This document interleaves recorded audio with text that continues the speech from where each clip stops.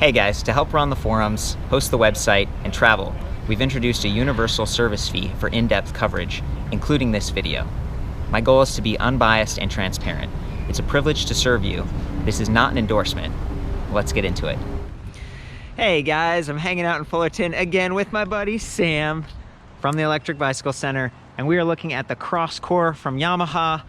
We did read your comments. No train. There'll be no train in this one, and I'm going to try to talk a little bit slower and more clearly because a French dude was like, hey, I want to understand this. I try to speak quickly because there's so much to say about some of these brands and some of these bikes. The Cross Core is sort of the entry price point from Yamaha for 2019. It's a little bit more minimalist than the Cross Connect that we looked at last time. That one had a suspension fork, hydraulic disc brakes, had fenders, and it had a rear light and rack. Whereas the Cross Core, again, it's still very capable. I love that it has an alloy encased headlight. It's the same great, very bright headlight, in fact. But it doesn't have the tapered head tube, and this one has an alloy rigid fork, so it's a little bit less comfortable, you know, especially if you're on a street that has a bunch of bumps and stuff like this. Still class 1 electric bikes, meaning 20 mile per hour top speed, 32 kilometers per hour. Might depend on the geography, but we're talking about North America here, Canada, United States. $600 cheaper than the Cross Connect. Okay, so for that $600 difference, we talked about some of the trade-offs here. The bike doesn't come with quite as many options, but you could still add them yourself. I love that they've got bottle cage bosses, rear rack bosses, and fender bosses. So it's really up to you, you know, how you use this bike. And I've categorized it as like maybe a road option. And these are fairly efficient tires. They're not quite as narrow as like true road bikes, but you do get that nice reflective sidewall stripe. This is e-bike specific, so it's rated up to 25 kilometers per hour or faster. It's kind of confusing considering this goes up to 32 kilometers per hour. I've seen some e-bike specific tires that are high speed rated and other ones that have different levels of puncture protection, but that's the real key for me, puncture protection level 5. These are higher pressure tires, so it's just a little bit more efficient. 700C, like 28 inch.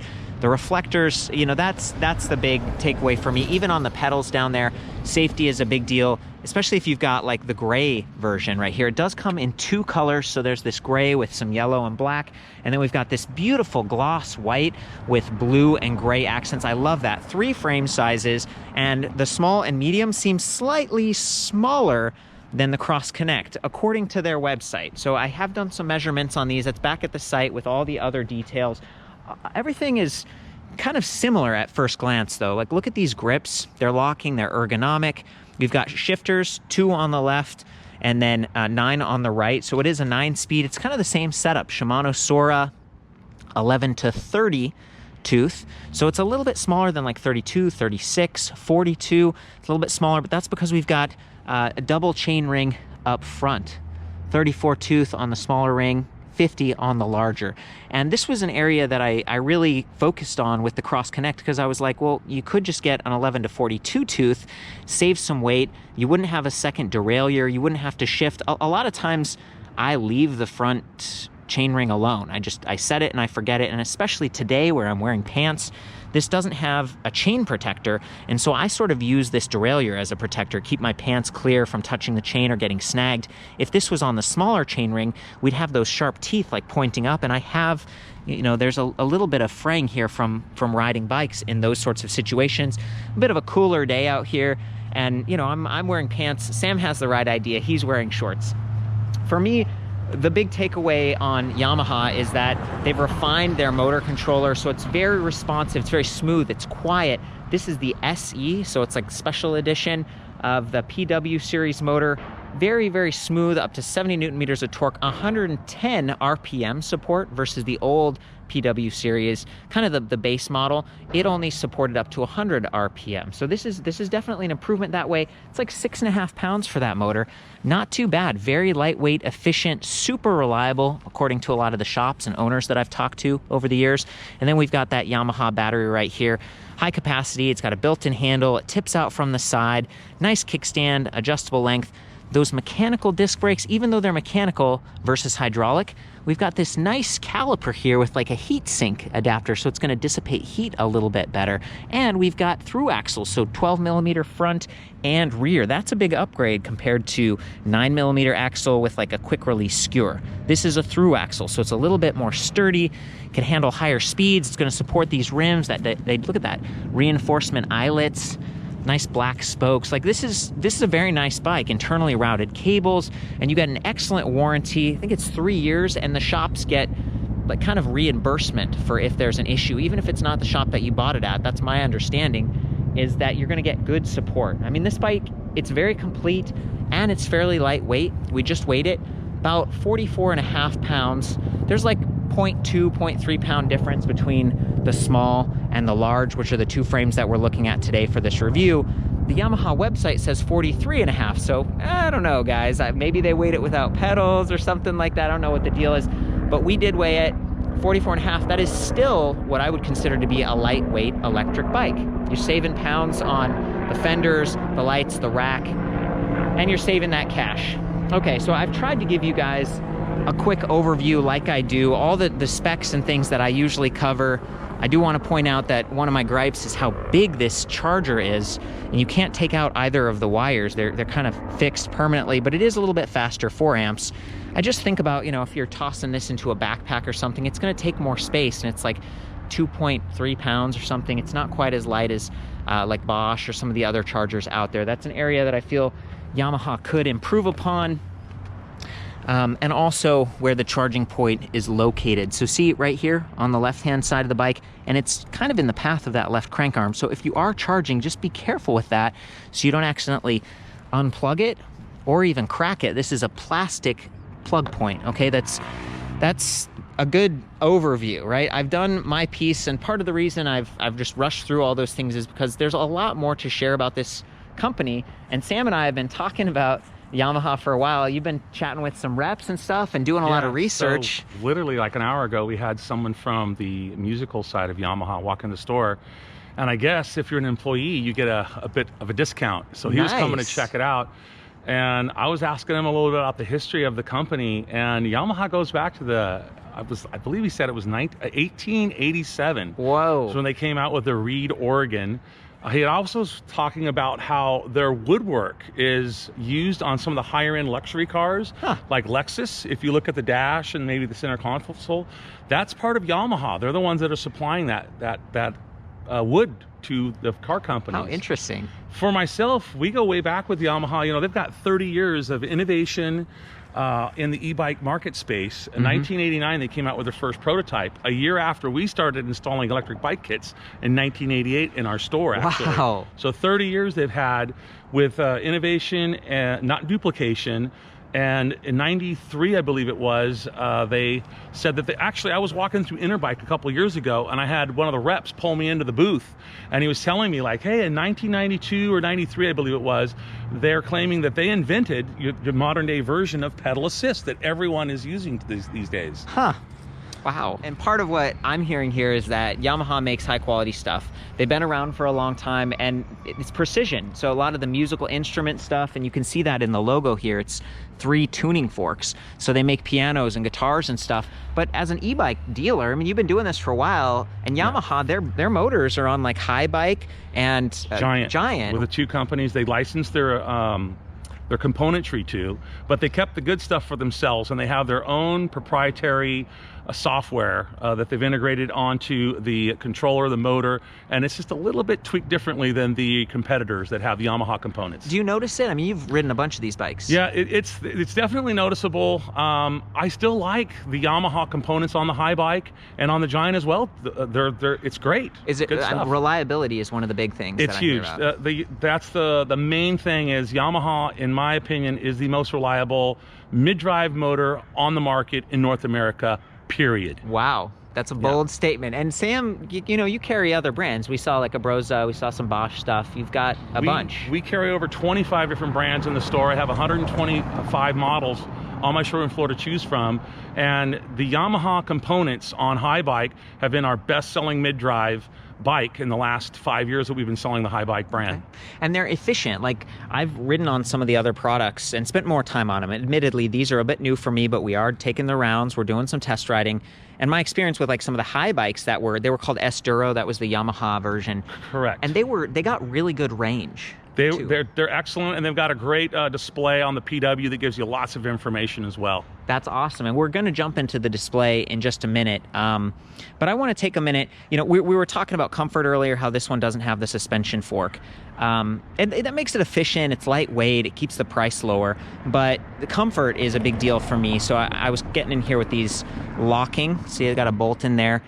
Ergonomic grips, and they've got more of a road saddle, so this is also a little bit more firm, but 30.9 millimeters on that rigid seat post, so you could swap that out with a thud buster, or but what are some of the other options? The NCX from SR Sun Tour, and the body float from it's the body float. Body float's like, Cirrus Cycles. Yeah, Cirrus Cycles has the body float, the thud buster, and the NC. Those are all popular sellers in our store, and a lot of people will put those on, and it makes a big difference. Now, Sam, what else are people putting onto these smaller than average frames? Because that's one of the things we've noticed is that they run small. Yamaha seems to be a little bit small. So what do you add? Maybe it was for the domestic market in Japan, I don't know. Yeah, people a little shorter So there, we do perhaps? stem risers on a lot of these bikes. Of course, mirrors are a common upgrade. And then if you buy the bike, we throw in a free helmet. I don't know if you consider that an accessory or not. That's important. But that's something you got to consider is getting yourself protected with a helmet. You can also add a water bottle cage, rear rack.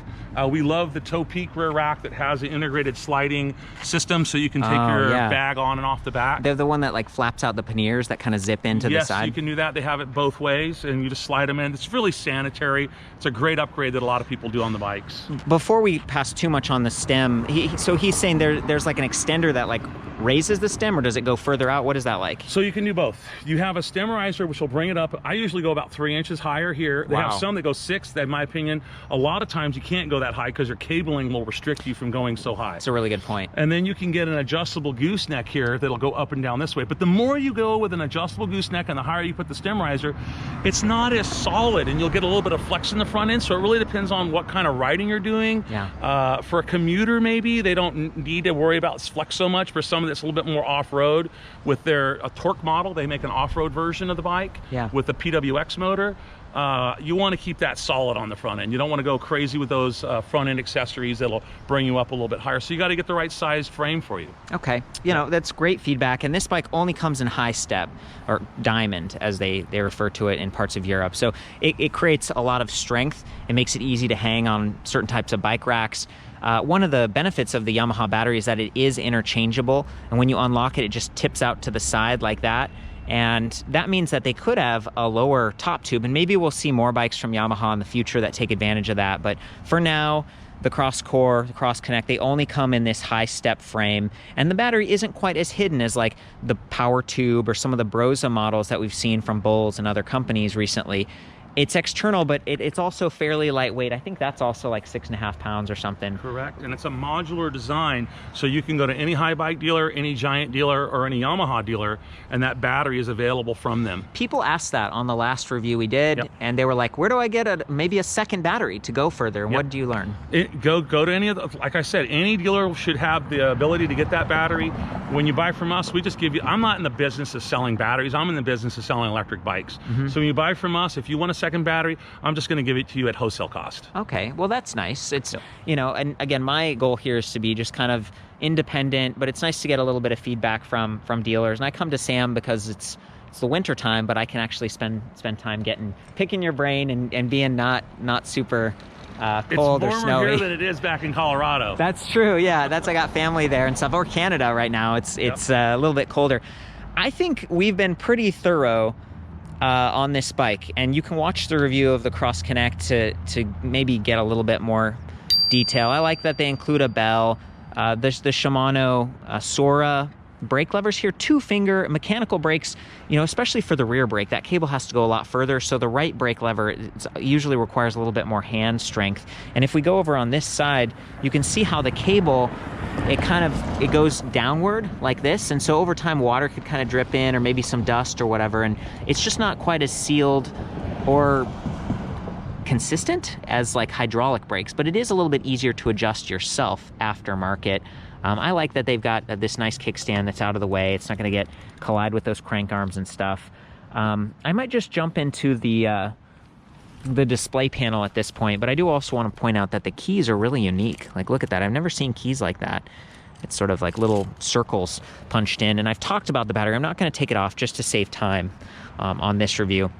This is the Yamaha PWX display panel, and it's one that they designed, I think, for their mountain biking motor, the PWX. I like that it's got a little micro USB port in the bottom, and I think we talked about this last time. The micro USB port's like 5 volt, 500 milliamp. It's not enough to charge like some of the iPhones and stuff that require an amp, but it might be enough to charge like an Android phone or something like that. So I just wanted to be clear on that. I like where it's positioned. You know, it keeps the cockpit fairly clean. There's room for this light. It's not sticking up very high, so it's not going to get scratched as easily at bike racks, or if you take a tumble. Again, it's like it was designed for their mountain biking series of products. It's parallel with the stem right there, and we've got this external button pad that's very easy to reach while you're riding the bike. So I'm going to press the power button here for a second.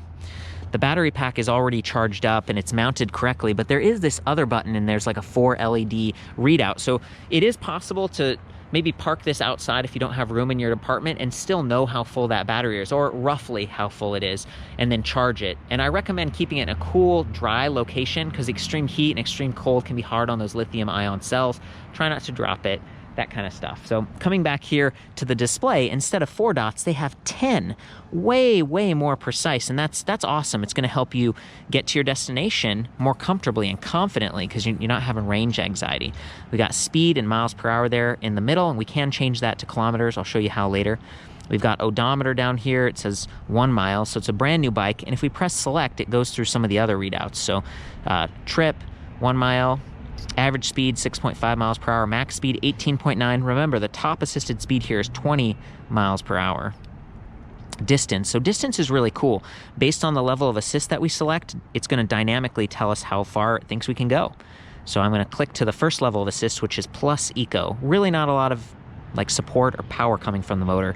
Kind of takes the edge off of the additional weight of an e-bike. 68 miles. That's phenomenal. It's great range. And now I'm going to click all the way up through eco standard and high, and now it says 32 miles. So it's roughly half.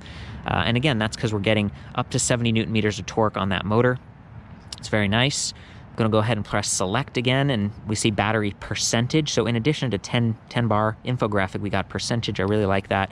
Cadence, so that's where you can pedal and know how fast you're pedaling. And I tested this on the last review and got to that about 110 RPM, and that's what I was talking about. It's really neat that the bike can support a little bit faster RPM, because it means if you're going into a hill and you start to downshift, prepare to climb, the motor won't just die on you completely. I personally like it when the motors go up to like 120 or maybe even higher, but for a bike like this with a 20 mile per hour top speed, that's pretty good, and allows them to keep the motor a little bit lighter, a little bit more efficient. Now, one thing that I kind of skipped over earlier was, do you see that color LED up there? That's blue, and now it's green, and now it's nothing. Now that's another way for you to tell what level of power the motor is set at without being able to maybe read it. You can imagine your head's way up here, and it's kind of a small display. You can't see it. It is backlit, but you can make out the colors. So you can see that it changes from green to blue. I think that's kind of unique, but you can disable it if it bothers you. Sometimes the brightness at night might be a bit of a bother, a bit of a distraction. I like that they've got a light button built right into the display, and so that's another way to control these integrated lights. And I do love that that front headlight is powered off of the main battery, not separate batteries. So that gets to be a little bit of a clutter. Got time, odometer. So we just did a loop. We've gone through all the different readouts here, and you can actually add or remove some of those through the settings menu. So I just held select, and it took me into the settings menu. Got stopwatch, time adjust, distance, units, display items. That's what I'm talking about. You can remove items from that default display. Reset, Bluetooth low energy, so you can connect this to like an app, which we don't really have, and hasn't been a lot of information on that lately. USB, you have to activate it or deactivate it right here. So if you think it's not working, make sure you go into the settings by holding select. The LED lights, so if we click on that, we can say, do we want them on or off? And I want to leave them on. So I think that's about it. I clicked select. We're back out at the main menu. I think we're about ready for a ride test, Sam. What do you think? Yeah. I want to mention one other thing. You know, the employee from Yamaha that came in today, he informed me that Yamaha in today's world, they supply 25% of all musical instruments sold worldwide. Wow. I had no idea. That's a lot. That is a lot. That's a huge market. And I think with Yamaha, you get integrity and you get innovation.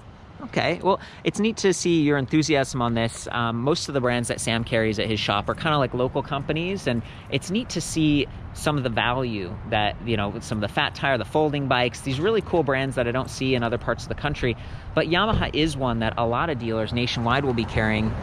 And Yamaha is local. They're out of Cerritos. They're local too, is that right? Yeah. I think Yamaha, what Yamaha brings to the e-bike market is they're bringing, they're spending a lot of time and energy and money promoting e-bikes in general. Oh, yeah, Like, I went down to the motorcycle show in Long Beach, the international motorcycle show that's put on by Progressive, and Zero motorcycles were there. Yeah. Well, in order for you to test ride a Zero motorcycle, you had to be pre-qualified by riding an electric Yamaha bicycle, right? So the point I'm making here is, I think Yamaha, there's a few companies out there. I would put Bosch, Pedigo, and Yamaha as the three main brands that have probably done more to raise the awareness of e-bikes in North America than any other brands out there. That's awesome. And it's a really good point, Sam. Like, I remember going to Interbike probably for the past several years, and the badges say Yamaha, and they would always have like some of their,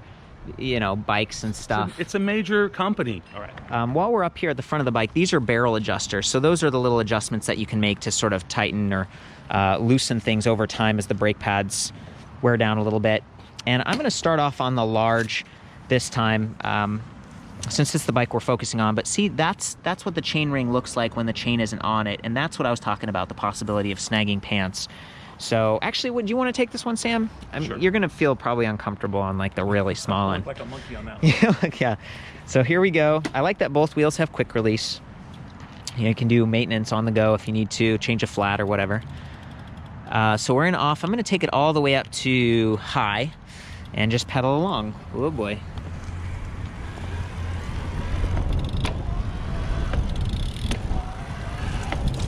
Pretty quiet, but I can hear a little bit of the motor noise, especially in high and at higher RPM. And here's a bumpy section of road. What you're hearing is probably those keys bouncing around.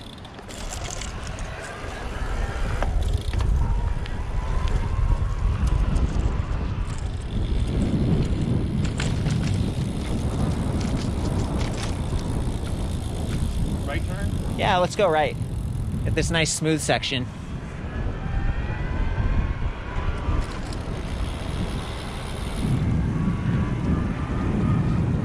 There we go. I think I'm about 20 right now. Reached the max speed. And that's the thing, you can pedal beyond 20 if you want to. You just have to work a little bit harder. You're fighting the air resistance and the friction. These are efficient tires. And with that 700C diameter, 28 inches, it lowers the attack angle a little bit, so bumps and things are kind of smoothed out. It also feels very stable when you're riding. It's got good like centripetal motion. Hey guys, so we're looking down at the motor and the drivetrain, and I just want to reiterate, I mean, Yamaha's a very established company, been around since 1989, and they've sold over 4 million units according to their website globally. So this is all their e-bikes and stuff.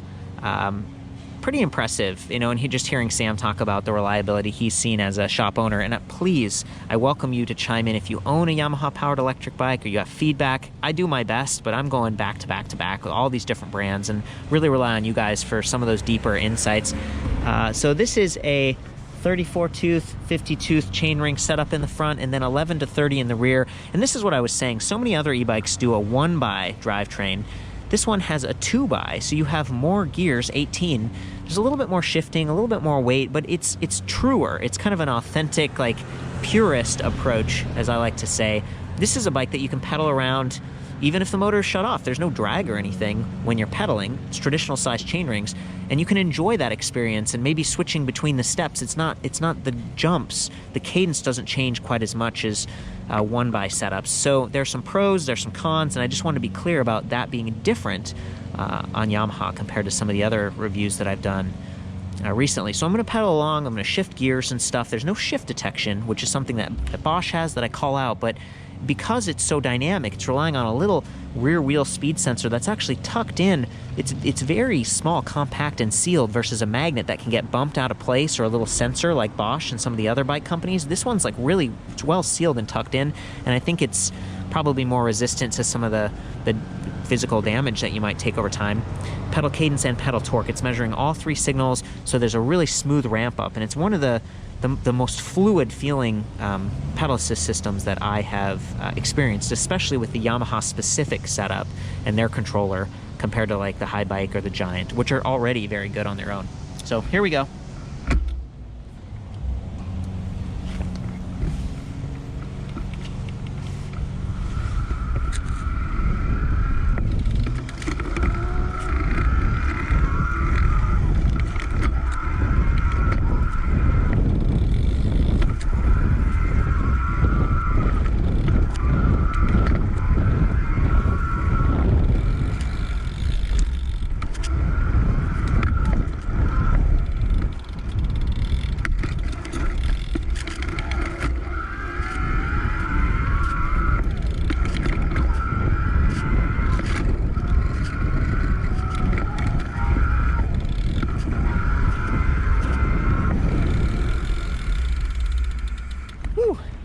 So there's a bit of a wind down. It doesn't stop immediately, but it is very quiet. Even at some of the higher RPM rates, pedal rates, it feels like one of the more quiet motors, which I appreciate. And that's the PW Series SE.